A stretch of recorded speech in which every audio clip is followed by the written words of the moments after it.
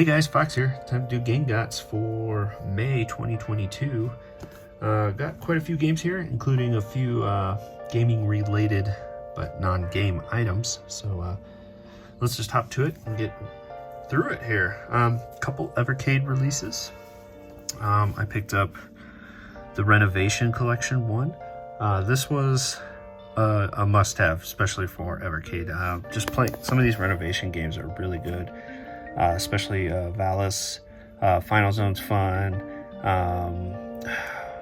Granada, Gary's, Soldice. This is a really good collection of games. And the other one after that is the Gremlin Collection 1. I just grabbed it because the only game on here that I think I've played is Zool, which is not a bad game. I heard Utopia is quite fun, and it's got a couple soccer titles on here too, but I don't know much about them. I usually, every once in a while, I go through a little Evercade kick and I just pop in a few cartridges and just play all the games on the cartridges, you know, for like 10-15 minutes. Sometimes more if the game really catches me. But quite the Evercade collection going. I don't have an Evercade Versus because I don't think I would use it as much. I like the Evercade just being a handheld personally. I'm only missing actually 2 games out of the collection, but they don't seem to hold a whole lot of value, at least not yet, but we'll see. Nintendo handheld, for a real cheap price, I picked up Steel Diver on the 3DS. I'm starting to just pick up a few of the Nintendo 3DS games that I would like to have in my collection because 3DS prices seem to be skyrocketing right now. So I'm just going to grab some of the, especially the Nintendo licensed titles, and get them in the collection. For the DS, a couple games I found while game hunting for the PSP pick, but stuff that specifically went to the personal collection. And one of those is Clubhouse Games for the DS. Sure, a lot of you are familiar with the Clubhouse games on the Switch, which is really good, so I'm sure this is just fine. And one that's been on my hunt, it's been on my list of games to add to my collection for a while, but finally found it at a decent price, let's say. $40 is pretty good, so I think that was the original MSRP, but like I said, 3DS and DS games are just getting expensive. So we have Final Fantasy Tactics A2. I like tactics games, and Final Fantasy Tactics is a very solid, very good series, so happy to have that in the collection. We've got a few Switch titles here. First up is a PlayAsia East Asia Soft release, and that's 7 Pirates H. I believe this is along the lines of the Moray Chronicles games. So probably lots of fan service, over-the-top stuff, but we'll see how good it is. It doesn't look like it's a dungeon crawler like those, but we'll see. I don't know a lot about it, but I went ahead and picked it up. Of course, we got Chrono Cross. This is I got from PlayAsia as well. The Radical Dreamers edition. I want to retry Chrono Cross. I played it back when it first released and did not care for it. It's been well over 20 years, so let's give it another shot. I do, on the other hand, absolutely love the soundtrack for this game. It's phenomenal. And last PlayAsia is Ender Lilies. This is another Metroidvania game that a bunch of my buddies here on YouTube are saying good things about. So I went ahead and added it to the list to play. I'm sure I'll enjoy it. I mean, I really liked D-Lit and Wonder Labyrinth, so I'm sure that will be great. We got only one limited run release. Good. I hate this because all their PS4 game releases, their games are never in the spindle. Anyway, so it's Ninth Dawn 3, Shadow of Erythal. This is a strategy game as well. but it looked pretty cool, and this was a very limited release, but it's... So I heard a bunch of things about a good card game and that the game was pretty solid itself. I read some reviews, very well liked, so I just dove in and got it.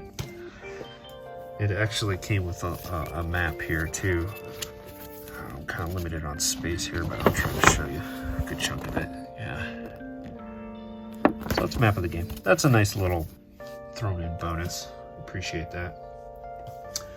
All right, for NIS America, I got their Classics Volume 2. I believe that's what it's called. Of course, I did not open the box, but it's got Makai Kingdom for hybrid device. Does that mean Switch? And ZHP, which is one I am not familiar with. Did this get a US release? I'm not sure. It must have. I'm just not at all familiar with it. Of course, I did not open it. Let me see if I can do that real quick, because I'm going to open it anyway. There we go. Open that box up. So we got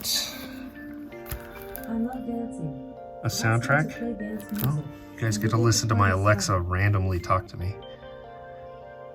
Thanks for interrupting.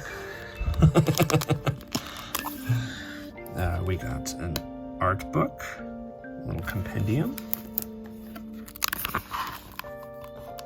Oh, that's great, colorful art. Love it. Oh yeah, these like to come with these little standees. Acrylic standees. They're kind of fun. They got room for them. They're definitely easy to display, and they don't take up a ton of space. Especially if you can mix it in on a shelf. And yep, it's the Switch one. And here's the case. I really am liking what NIS is doing with these little collection boxes. It's kind of fun. They're not over the top. They don't take up a ton of room. They give you a soundtrack, the game, an art book, and some standees. That's good. And the third volume, which is going to come out later this year, it looks really good because it has the Purcell Tactics in it. That's a pretty solid game. All right, we got some more retro items here. Another game to add to my Neo Geo Pocket Color collection. Now, this one is in the worst condition of any game I have, but I got it for a steal of a deal. So I got it for 30 bucks, and that is Card Fighters Clash. This is the SNK version. I have the Capcom version, but it is complete in box. There it is, but now you can see the condition of this box. The manual's in good shape, so is the cartridge, but this box is horrendous. So coming up over here, somebody spilled something on it and just tore it up. You can see the stain on the back there, but it is intact, so I consider I do have a complete copy of this in the collection. But if I get a chance for a reasonable deal to upgrade this, I certainly will. Picked up a bunch of demo discs that I found at a booth at an antique mall I saw. They were pretty cheap, and they were having 50% off all of their stuff there. So these were $1 a piece. And I like demo discs. Sometimes it's fun to just pop those in and just look at what was coming out then and play the demos and stuff like that. So we got a PlayStation demo disc here. I have no idea what's on it, guys. I don't know if this was from the Underground magazine or not. But I went ahead and grabbed it. We got an Xbox magazine demo disc. And another one. This one has Conquer Live and Reloaded, though. This is a cool one. This is a Final Fantasy VIII demo disc. Thought that was pretty cool. And lastly, picked up a jam pack for PS2. These were pretty cool. I loved getting these. Always had some good playables. So we got God of War on here, Juiced, Lego Star Wars Fight Night. Yeah, not a bad, solid collection of demos. Picked up a copy of White Knight Chronicles. I don't have either of these. White Knight Chronicles 2 is the more valuable one, but some people really like this game, so. And what did I pay? $5, got 50% off, so pretty good. There's that Star Fox Assault. If you watched one of my PSP pick videos, you saw me pick this one up for the personal collection. I still need to bring this disc in to get resurfaced, as it is pretty dinged up. Yeah, there you go. I'm thinking it can be saved. We'll see, but I paid $25 or $23 for it, so it might be worth a gamble. Also picked up Midway Treasures 3. I don't have the third volume on any system. I have volume 1, I think, on PS2, volume 2 on Xbox, so now I got 3 on the Xbox. But this one has some good stuff, like the Rush games, Hydro Thunder, the Off-Road, a lot of the racing ones. But it's super cool. Oh, San Francisco Rush is awesome. So good arcade racer. So this is a solid collection. For the Xbox, picked up Adventure Time: The Secret of the Nameless Kingdom. I'm not a big Adventure Time fan. It's fine. I'll enjoy it. It's fun. But the big thing is it's a Way Forward title, and I enjoy Way Forward games. So I figured this one would be fun. It seems pretty simplistic in the graphics department, but that's okay. It should have pretty solid gameplay. Now on to the non-game items. This was a very interesting one that I found at an antique mall in a booth that just had random watches. And I like watches to begin with, but this one was video game related, and it is a Sega Sports watch with this little teal green band and bezel here on the watch face. It's pretty cool, actually. That's pretty cool to find, a Sega Sports watch. I looked them up online. They're actually fairly common. I don't know why I didn't know these existed, but you could pick one up probably for a used one for $30, even new ones for around that price too, still in their little plastic holder. Got some pins from what is this one? What is it? Yeah, 86th. 86th has a deal with Atlas, so they do some stuff for Persona. I have the skull pins, and they released the Mona ones, and I thought these were pretty cool. I actually really like these Mona pins. Also got a keychain. Now, I usually don't dabble in keychains because I don't really use them properly, but I got this one because it is a Hifumi item, and Hifumi was one of my favorites from Persona 5, and we really don't find anything for her, but they had keychains for each of the characters, main characters on Persona 5. So we got Hifumi. Oh, there's my dog taking a visit. Oh, buddy. Come here. Also at that antique run on the PSP pick, I picked up one of the old Mario Bros. Mario Bros. 3? Yeah. McDonald's toys. So here's the flying Koopa Troopa, and if you press the thing, his feet would hop him around. It doesn't work all that great anymore, but it's intact, and the color's still pretty good in there. So these are fun to find. Put them on the shelf. Got a manga here. Got volume 3 of the Mementos missions for Persona 5 books. These are Udon books.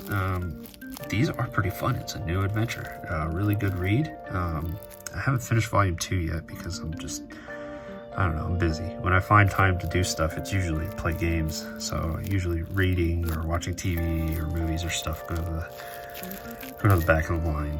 I just end up playing games, but that's all good. These are really good. I highly suggest this series. Lastly, I got some Hot Wheels. Yeah, I know. Not really a Hot Wheels collector, but I do love vintage early Ninja Turtles stuff. I don't really collect it. I don't have any of the action figures or anything like that, but I have just a few small items, and I just think they're pretty cool. And I really like these because I found all of them at a Target, so I just picked them all up. So I really like the card that the cars are on. It's just very cool artwork, and they're all themed after vans. So we got a 66 Dodge A100 van here with, you know, pizza logo. I'm not gonna show you the back because I'll show you every car anyway. We got the Raphael van, and this is probably one of my favorite because I love the old panel vans. So this is a GMC custom panel van. That's cool. Turtle Power. And here's Donatello. And his was in a dream van, so this was just a comp set vehicle from back in the day, but still pretty cool. Foot stinks. You got Michelangelo. And his was a 55 Chevy panel, really cool. Heroes in a half shell. And lastly, we have Leonardo. His was just 70s van. That seems pretty generic, but that's okay. And his says Cowabunga. Very cool. All right, guys. I hope you enjoyed these Game Gots for the month of May 2022. And have a good one.